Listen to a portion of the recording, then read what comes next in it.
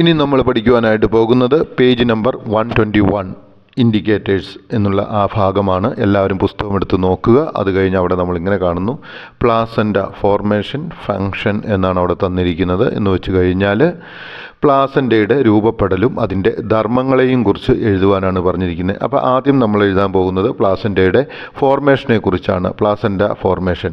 The placenta begins to form after a fertilised egg implants in the uterus. അതായത് placenta എപ്പോഴാണ് begins ആരംഭിക്കുന്നു to form, അതായത് രൂപപ്പെടുവാനായിട്ട് after കഴിഞ്ഞ് കഴിയുമ്പോൾ, എന്ത് കഴിയുമ്പോൾ, ഫെർട്ടിലൈസ്ഡ് എഗ് എന്ത് ചെയ്യുമ്പോൾ ഇംപ്ലാന്റ്സ് ഇൻ ദ യൂട്രസ്. അതായത് ഈ ഫെർട്ടിലൈസ്ഡ് എഗ് യൂട്രസിനകത്ത് ഇംപ്ലാന്റ് ചെയ്ത് കഴിയുമ്പോൾ എന്താണ്, പ്ലാസൻ്റ വളരുവാനായിട്ട് തുടങ്ങുന്നു.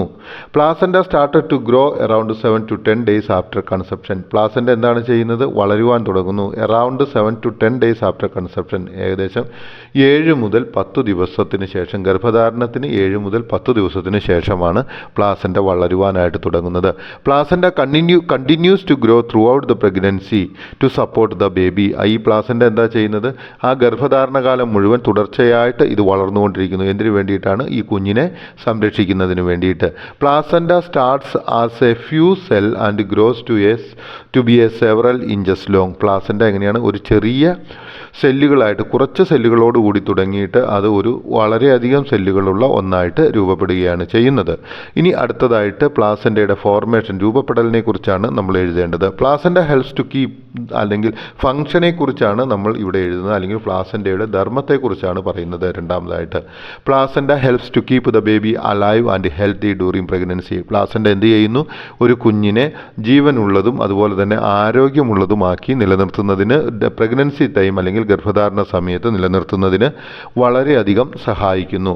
Blood passes through the placenta and provides oxygen, glucose and nutrients to the baby through the umbilical cord. അതായത് ഈ ബ്ലഡ് എന്താണ് ചെയ്യുന്നത്, ആ പ്ലാസൻ്റയിലൂടെ കടന്നു പോവുകയും അതുപോലെ തന്നെ പ്രൊവൈഡ് ഓക്സിജൻ, കുഞ്ഞിന് എന്താണ് ചെയ്യുന്നത്, ഓക്സിജൻ കൊടുക്കുന്നു, ന്യൂട്രിയൻസ് കൊടുക്കുന്നു, അതുപോലെ എന്താണ് ഗ്ലൂക്കോസ് കൊടുക്കുന്നു. ഏത്, ത്രൂ അംബ്ലിവിക്കൽ കോഡ്. അപ്പോൾ ഈ അംബ്ലിവിക്കൽ കോഡ് പ്ലാസൻ്റയോട് കണക്ട് ചെയ്യപ്പെടുകയും ഈ പ്ലാസൻ്റയിലൂടെ അംബ്ലിവിക്കൽ കോഡിലൂടെ ഈ കുഞ്ഞിന് ആവശ്യമായിട്ടുള്ള ഗ്ലൂക്കോസും ഓക്സിജനും ന്യൂട്രിയൻസും ലഭിക്കുന്നു. Placenta filter out the egg and expels harmful waste. അതായത് പ്ലാസൻ്റ എന്താ ചെയ്യുന്നത്, ഫിൽട്ടർ ഔട്ട്, ശുദ്ധീകരിക്കുന്നു, അതുപോലെ തന്നെ എക്സ്പെൽസ്, അതായത് ശരീരത്തിൽ നിന്നും പുറത്തള്ളപ്പെടുന്നു. എന്ത്, ഹാംഫുൾ വേസ്റ്റ്, അതായത് ഹാനികരമായ രീതിയിലുണ്ടാകുന്ന ശരീരത്തിലെ വേസ്റ്റുകളെല്ലാം പുറന്തള്ളപ്പെടുന്നു. And carbon dioxide from baby's blood, അതുപോലെ തന്നെ കാർബൺ ഡൈ ഓക്സൈഡിനെയും കുഞ്ഞിൻ്റെ ശരീരത്തിലുള്ള ബ്ലഡിൽ നിന്നും പുറന്തള്ളുന്നു.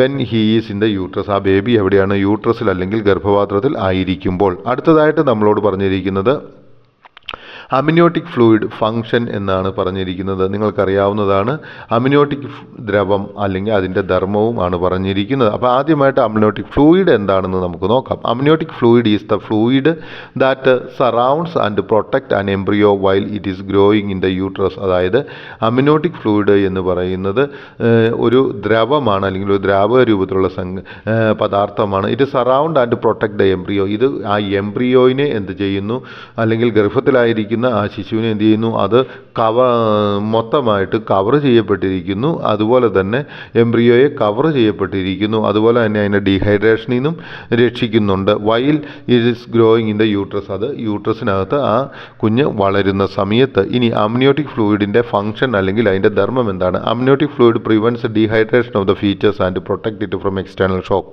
അതായത് അമ്നിയോട്ടിക് ഫ്ലൂയിഡ് എന്താണ് ചെയ്യുന്നത്, ഗർഭത്തിലായിരിക്കുന്ന കുഞ്ഞിനെ ഡീഹൈഡ്രേഷൻ അല്ലെങ്കിൽ നിർജ്ജലീകരണ, ശരീരത്തിലെ ജലത്തിൻ്റെ അളവ് കുറഞ്ഞു പോകുന്ന ഒരു പ്രവൃത്തിയാണ് ഡീഹൈഡ്രേഷൻ എന്ന് പറയുന്നത്. അതിൽ നിന്ന് മാറ്റി എക്സ്റ്റേണൽ ഷോക്കിൽ നിന്നും അത് ശരീരത്തെ സംരക്ഷിക്കുന്നു. ഇനി പേജ് നമ്പർ 122 അല്ലെങ്കിൽ 122ാമത്തെ പേജിലേക്ക് നമ്മൾ വരികയാണ്. ടെക്സ്റ്റ് ബുക്ക് എടുക്കുക. What is called gestation period. എന്താണ് ജസ്റ്റേഷൻ പീരീഡ് എന്ന് പറഞ്ഞാൽ, the duration from conception till the birth of the baby is called gestation period. അതായത് ജസ്റ്റേഷൻ പീരീഡ് എന്ന് പറയുന്നത് ഒരു സമയമാണ്. ഏതൊക്കെയാണ്, കൺസെപ്ഷൻ എന്ന് വെച്ച് കഴിഞ്ഞാൽ എന്താണ്, ഗർഭധാരണം മുതൽ ആ ഒരു കുഞ്ഞിൻ്റെ ജനനം വരെയുള്ള സമയത്തിനെയാണ് എന്ത് പറയുന്നത്, ജസ്റ്റേഷൻ പീരീഡ് എന്ന് പറയുന്നത്. In humans it ranges from 270 to 280 days. മനുഷ്യനിൽ ഈ ജസ്റ്റേഷൻ പീരീഡ് എന്ന് പറയുന്നത് 270 മുതൽ 280 ദിവസം വരെയാണ്. അതായത് നമ്മളോട് ചോദിച്ചിരിക്കുന്ന ഒരു സ്ത്രീയുടെ ഗർഭധാരണ കാലാവധി എത്രമാത്രം എന്നുള്ളതാണ്. അതായത് 270 മുതൽ 280 ദിവസം വരെ എന്ന് സിമ്പിളായിട്ട് പറയാവുന്നതാണ്. What is A gestation period of humans? അത് നമ്മൾക്ക് വേണമെങ്കിൽ ഇങ്ങനെയും ചോദിക്കാം. ഏതാണ് ഒരു സ്ത്രീയുടെ ഗർഭധാരണ കാലാവധി? അതായത് 270 മുതൽ 280 വരെ എന്നുള്ളതാണ്. ഇനി നമ്മൾ പഠിക്കുവാനായിട്ട് പോകുന്നത്, നിങ്ങൾ ആ ടെക്സ്റ്റ് ബുക്ക് എടുത്ത് കയ്യിൽ വയ്ക്കുക. Illustration 5.4 development of A features എന്നുള്ള പാഠഭാഗമാണ്. എല്ലാവരും ആ ടെക്സ്റ്റ് ബുക്ക് എടുത്ത് കയ്യിൽ വയ്ക്കുവാൻ ഓർമ്മിപ്പിക്കുന്നു. ഇവിടെ തന്നിരിക്കുന്നത് നമ്മൾക്ക് ഈ ഇലിസ്ട്രേഷൻ 5.4-ൽ ക്വസ്റ്റ്യൻ ആൻസറായിട്ട് ഒന്നാമത്തെ 97ാമത്തെ ചോദ്യമാണ്. How can we divide the development of A human features? എങ്ങനെ നമുക്ക് ഒരു ഹ്യൂമൻ ഫീച്ചേഴ്സിൻ്റെ വളർച്ചയെ വിഭജിക്കുവാൻ അല്ലെങ്കിൽ വ്യത്യസ്ത ഘട്ടങ്ങളാക്കി എടുക്കുവാനായിട്ട് സാധിക്കും? ഓക്കെ, നമുക്ക് ഇതിനെ 3 ഘട്ടങ്ങളായിട്ടാണ് ഇവിടെ വിഭജിച്ചിരിക്കുന്നത്. അതായത് ഓരോന്നിനും ഓരോ ട്രെമസ്റ്റർ എന്നാണ് പറഞ്ഞുകൊണ്ടിരിക്കുന്നത്. ഒന്നാമതായിട്ട് ഫസ്റ്റ് ട്രെമസ്റ്റർ എന്ന് വെച്ച് കഴിഞ്ഞാൽ 1-ാമത്തെ മാസം മുതൽ 3-ാമത്തെ മാസം വരെയുള്ള കാലയളവിനെ നമ്മൾ എന്ത് പറയുന്നു? ഫസ്റ്റ് ട്രെമസ്റ്റർ എന്ന് പറയുന്നു. സെക്കൻഡ് ട്രെമസ്റ്റർ എന്ന് പറയുന്നത് 4-ാമത്തെ മാസം മുതൽ 6-ാമത്തെ മാസം വരെയുള്ള കാലഘട്ടത്തെയും 3-ാമത്തെ ട്രെമസ്റ്ററിന് 7-ാമത്തെ മാസം മുതൽ 9-ാമത്തെ മാസം വരെയുള്ള കാലഘട്ടത്തെയും. അങ്ങനെ അപ്പോൾ നമുക്ക് ഒരു സ്ത്രീയുടെ ഗർഭധാരണ കാലത്തെ ഫസ്റ്റ് ട്രെമസ്റ്റർ, സെക്കൻഡ് ട്രെമസ്റ്റർ, 3-ാമത്തേതായിട്ട് തേർഡ് ട്രെമസ്റ്റർ എന്ന് വിഭജിക്കാവുന്നതാണ്. ഇനി 98ാമത്തെ ചോദ്യം, what are the special features of the first trimester? അതായത് ഫസ്റ്റ് ട്രെമസ്റ്ററിൽ, അതായത് 1-ാമത്തെ മാസം മുതൽ 3-ാമത്തെ മാസം വരെ എന്തെല്ലാമാണ് ഒരു ഫീച്ചേഴ്സിൻ്റെ ഡെവലപ്മെൻറ്റിൽ സംഭവിക്കുന്നത്, അല്ലെങ്കിൽ ഒരു ഗർഭസ്ഥ ശിശുവിൻ്റെ വളർച്ചയുടെ സമയത്ത് സംഭവിക്കുന്നത് എന്നുള്ളതാണ് ഇവിടെ ചോദിച്ചിരിക്കുന്നത്. ഒന്നാമതായിട്ട് ദ ഹാർട്ട് ബീറ്റ്സ് ബിഗിൻ, അതായത് ഹൃദയത്തിൻ്റെ ആ സ്പന്ദനം എന്ത് ചെയ്യുന്നു? കുഞ്ഞ് ഒരു 1-ാമത്തെ മാസം മുതൽ കുഞ്ഞിൻ്റെ ഹൃദയത്തിന് സ്പന്ദനം ഉണ്ടാകുന്നു. രണ്ടാമതായിട്ട് എന്താ ചെയ്യുന്നത്? Formation of limbs and fingers and toss. അതുപോലെ 2-ാമത്തെ മാസത്തിൽ നമുക്ക് എന്തെല്ലാം കാണുവാനായിട്ട് സാധിക്കും? ആ കുഞ്ഞിനകത്ത് കുഞ്ഞിൻ്റെ കൈകാലുകളും വിരലുകളും രൂപപ്പെടുന്നതായിട്ട് നമുക്ക് കാണുവാനായിട്ട് സാധിക്കും. ഓക്കെ, രണ്ടാമതായിട്ട് നമ്മൾ കണ്ടത് എന്താണ്? Formation of limbs and fingers and toss, അതായത് കൈകാലുകളും വിരലുകളും എല്ലാം രൂപപ്പെടുന്നു. മൂന്നാമതായിട്ട് എന്ത് ചെയ്യുന്നു? Sex organs and sex systems are formed. അതുപോലെ തന്നെ ആ കുഞ്ഞിൻ്റെ സെക്സ് ഓർഗൻസ് അല്ലെങ്കിൽ ലൈംഗിക അവയവങ്ങളും അവയവ വ്യവസ്ഥയും രൂപപ്പെട്ടു വരുന്നു. ആ കുഞ്ഞിൻ്റെ ലൈംഗിക അവയവവും അവയവ വ്യവസ്ഥയും എന്താണ് ചെയ്യുന്നത്? ഫസ്റ്റ് ട്രൈംസ്റ്ററിൽ രൂപപ്പെടുന്നു. ഈ ട്രൈംസ്റ്റർ എന്ന് വെച്ചാൽ 3 മാസം ആയിട്ടുള്ള ഒരു കാലയളവിനെ പറയുന്ന വാക്കാണെന്ന് മനസ്സിലാക്കുക. ഇനി 100ാമത്തെ ചോദ്യം, 99ാമത്തെ ചോദ്യമാണ് നമ്മളിവിടെ നോക്കുന്നത്. What are the special features of the second trimester? എന്താണ് ഈ സ്പെഷ്യലായിട്ടുള്ള പ്രത്യേകതരം ലക്ഷണങ്ങൾ എന്തിനാണ് സെക്കൻഡ് ട്രൈംസ്റ്ററിലുള്ളത് എന്നുള്ളതാണ് നമ്മളോട് ഇവിടെ ചോദിച്ചിരിക്കുന്നത്. ഏത് ഗർഭത്തിലായിരിക്കുന്ന ഒരു മനുഷ്യ ശിശുവിന് എന്നുള്ളതാണ് ചോദിക്കുന്നത്. Growth of hair on the head and body, അതായത് ഈ കുഞ്ഞിൻ്റെ തലയിലും അതുപോലെ തന്നെ ശരീരത്തും എന്ത് ചെയ്യുന്നു? ഹെയർ അല്ലെങ്കിൽ മുടി വളരുവാനായിട്ട് തുടങ്ങുന്നു. മൂവ്മെൻറ്റ്സ് ഓഫ് ദ ഫീച്ചേഴ്സ്, അതായത് എന്താണ് ചെയ്യുന്നത്? അടുത്തതായിട്ടുള്ള പ്രത്യേകത എന്താണ്? ഗർഭസ്ഥ ശിശുവിന് അമ്മയുടെ ഉദരത്തിൽ വെച്ച് അങ്ങോട്ടും ഇങ്ങോട്ടും ഒക്കെ ചെറുതായിട്ട് ചലിക്കുവാനായിട്ട് തുടങ്ങും. മൂവ്മെൻറ്റ്സ് ഓഫ് ദ ഫീച്ചേഴ്സ്, അതായത് മൂവ്മെൻറ്റ്സ് എന്ന് വെച്ചാൽ ചലനം.